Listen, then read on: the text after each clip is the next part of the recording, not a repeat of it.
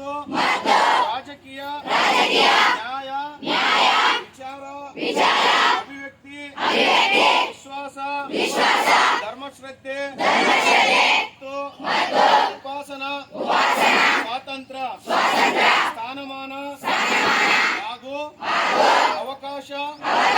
ಸಮಾನತೆ ಅರಿಯುವಂತೆ ಮಾಡಲು ಮತ್ತು ವ್ಯಕ್ತಿ ಗೌರವವನ್ನು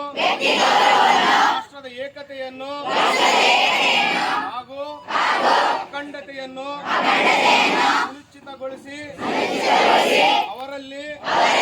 ಮಾತೃತ್ವ ಭಾವನೆಯನ್ನು ವೃದ್ಧಿಗೊಳಿಸಲು ಶ್ರದ್ಧಾಪೂರ್ವಕ ಸಂಕಲ್ಪ ಮಾಡಿದವರಾಗಿ